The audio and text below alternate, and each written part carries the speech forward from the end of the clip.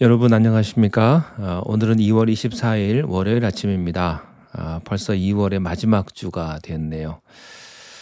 이 마지막 한 주도 2월의 마지막 한 주도 주님의 풍성한 은혜가 여러분과 여러분 가정에 함께 하시기를 축원합니다. 오늘은 마태복음 21장 18절 19절 말씀을 함께 나누겠습니다. 이른 아침에 성으로 들어오실 때에 시장하신지라 길가에서 한 무화과 나무를 보시고 그리로 가사 잎사귀 밖에 아무것도 찾지 못하시고 나무에게 이르시되 이제부터 영원토록 네가 열매를 맺지 못하리라 하시니 무화과 나무가 곧 마른지라. 아멘.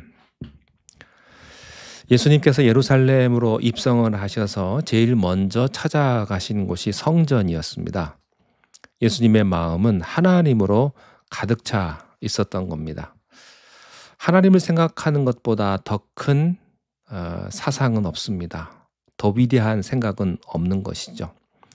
예수님은 온통 하나님으로 가득 차 있었습니다. 예수님이 성전에 가셨습니다. 그런데 그곳에서 만난 첫 번째 모습은 예배드리는 것이 아니었고 예배드리는 것을 이용해서 장사하는 무리들을 먼저 보게 된 것입니다. 예수님은 분노하셨고 그들을 내어 쫓았습니다. 그러고 나서 하신 두 번째 일은 그 성전에 찾아온 병들고 가난한 자들을 만나 주셨습니다. 예수님은 그들을 외면하지 않았습니다. 그리고 그들을 만져주시고 고쳐주시고 변화시켜 주셨습니다. 우리 주님은 똑같이 오늘 우리 교회에서도 그런 일을 하시는 줄로 믿습니다. 이제 예수님은 성전을 떠나셔서 예수님은 성 밖 베다니로 가셨습니다. 그리고 거기서 하루를 묵으신 후에 다시 예루살렘 성으로 들어오십니다. 그리고 길가에서 한 무화과 나무를 우연히 발견하셨습니다.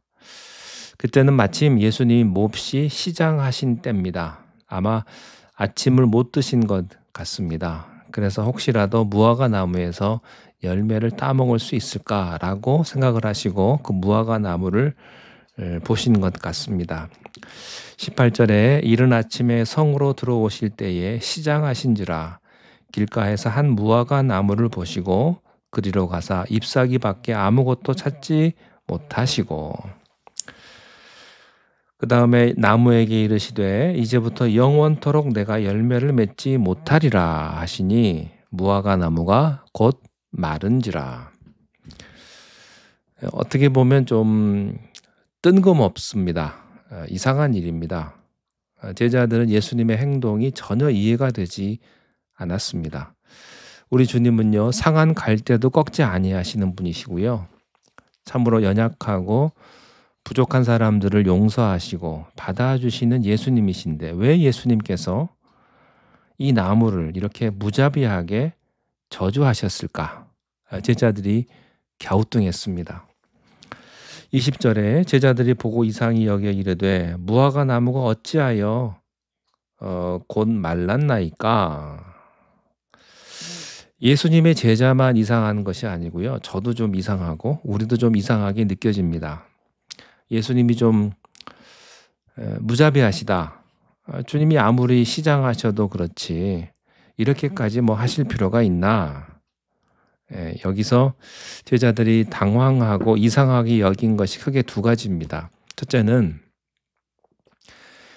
예수님께서 아침 일찍 떠나셨기 때문에 배고프셨기 때문에 무화과를 찾으신 것은 이해할 만합니다. 우리는 여기서 예수님의 이런 모습을 발견하죠. 예수님은 인성을 가진 신성이시다. 우리가 생각하기에는 예수님은 화장실도 안 가는 분으로 그렇게 생각할 수 있습니다. 예수님은 배도 안 고프시고 피곤치도 아니하시는 그런 분으로 기대하고 싶어 합니다. 그러나 실제로 예수님은 목도 마르시고 배도 고프시고 또 잠도 주무셔야 하는 인간이셨습니다. 여러분의 영적 지도자가 아프면 안 되고 피곤하면 안 되고 또 신경질 내면 안 된다는 그런 생각이 우리들에게는 있죠. 그러나 그들도 인간이기 때문에 그런 약점들을 가지고 있는 것입니다. 예수님도 배고프셨습니다. 그래서 무화과 나무의 열매를 얻는다는 것은 너무나 당연한 일입니다. 그 당시에 길가에 있는 과일은 누구든지 따먹을 수가 있었습니다. 그런데 잎이 무성하여 열매가 많으리라고 생각을 했던 그 무화과 나무에 열매가 없었기 때문에 예수님께서 저주하신 겁니다. 이 사실 때문에 그들은 갈등을 느낀 겁니다. 마가복음에 보면 마가복음 11장에 똑같은 기록이 있는데요. 좀 더 자세하게 나타납니다. 13절에 하나 더 붙여진 말이 있습니다. 그것은 이는 무화과의 때가 아님이라. 이 무화과는요, 그곳에는 보통 6월에 열매를 맺습니다. 지금은 4월입니다. 6월절 때의 일입니다. 열매를 맺는 때가 아닌데 왜 예수님께서 저주하셨느냐는 겁니다. 그래서 제자들이 더 이상하게 여긴 겁니다. 그 예수님께서 왜 이런 이상한 행동을 하셨을까? 오늘 아침에 잠깐 생각을 해보겠습니다. 그 이유는요, 영적인 데 있습니다. 단순한 무화과 나무를 할지라도 잎만 무성하고 열매를 맺지 못한다면 이러한 심판과 저주를 받게 되는 것과 마찬가지로 내가 그리스도인이라고 하면서도 교회를 나오면서도 예수님의 이름을 부르면서도 나의 삶에 진정한 영적인 열매가 없다면 이런 심판과 저주를 똑같이 받게 된다는 사실입니다. 무서운 말입니다. 열매란 크게 두 가지인데요. 내적인 열매와 외적인 열매로 나누어집니다. 내적인 열매가 뭘까요? 그것은 자기 인격과 성품의 열매입니다. 예수님을 믿으면 세상 성격, 마귀 성격을 다 버리고 그리스도의 성격으로 변하는 겁니다. 이것이 열매입니다. 예수님을 아무리 잘 믿고 교회를 아무리 잘 나오고 헌금도 하고 봉사를 많이 한다 할지라도요, 그 성격이 못돼서 마귀 성격 그대로 부리고 세상 성격 그대로 부리고 자기 고집과 자존심과 이런 자기 이기심을 그대로 가지고 있다면 그 사람은 열매 맺지 않은 사람입니다. 여러분의 성격 변화하는 게 중요합니다. 그 열매를 이야기하는 겁니다. 또 하나의 열매는요, 외적인 열매로서 성령의 열매와 더불어 전도의 열매가 맺어지는 것. 그것이 열매입니다. 6월에 열리는 과일이라고 말씀을 드렸죠. 6월에 열리는 이 과일을 예수님께서 4월에 찾았기 때문에 잘못됐다, 그렇게 생각할 수도 있겠습니다만, 그러나 더 자세하게 생각해 보면 그렇지 않습니다.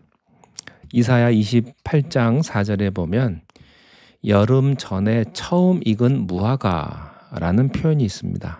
그러니까 이것은 봄이라도 무화과 열매를 맺을 수 있다는 얘기입니다.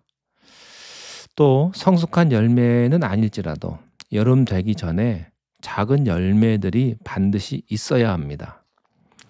지금 예수님이 지적하신 것은요, 잎이 너무나 무성한 반면에 그런 과일 있지 않습니까? 잎은 너무나 무성한데 열매는 없는, 지금 이 무화과가 잎은 무성한데 전혀 열매를 찾아볼 수 없다는데 문제가 있습니다. 번쩍거리는 것이 다 금이 아니죠. 겉모양으로 신앙을 화려하게 갖춘다고 해서 그것이 다 신앙이라고 말할 수 없습니다. 우리가 아침마다 마태복음을 오랫동안 말씀을 나누고 있는데 예수님이 끊임없이 강조하는 것은 무엇입니까? 그것은요, 겉모양보다 중요한 것은 속마음이다 하는 겁니다. 지금 우리가 내면에 무슨 생각을 하는가, 동기가 무엇인가, 그게 중요하다고 하는 거죠. 예수님께서는 잎만 무성한 나무를 저주하시는 것처럼 우리의 내면의 세계에 열매가 없고 내용이 없다면 그것은 저주받은 무화과처럼 심판과 저주의 대상이 된다는 사실입니다. 우리에게 이런 열매들이 있기를 바랍니다. 여러분의 성품에, 성격에 열매가 있기를 바라고요. 여러분의 속마음이 주님을 생각하며 여러분 마음속에 참 하나님의 그 놀라우신 사랑과 축복을 갈망할 수 있는 그런 마음이 있게 되시기를 바랍니다. 오늘 하루도 주님의 풍성한 은혜가 함께 하시기를 바랍니다. 기도하겠습니다. 하나님 아버지, 우리들에게 내적인 열매와 외적인 열매가 있기를 원합니다. 우리의 성품에, 우리의 성격에 열매가 맺혀지게 하시고 내 모든 아집과 내 자존심과 내 이기심을 모두 다 버리고 주님께서 기뻐하시는 그런 참된 겸손한 성품으로 우리의 성격이 변할 수 있도록 우리를 축복하여 주시옵소서. 뿐만 아니라 우리에게 외적인 열매가 있기를 원합니다. 전도의 열매가 있기를 원합니다. 나에게 맺어진 열매를 통하여서 많은 이들에게 기쁨을 주고 축복을 나누어 줄 수 있는 하나님의 메신저로서의 삶을 우리가 다 살아갈 수 있도록 축복하여 주시옵소서. 예수님 이름으로 기도하옵나이다. 아멘.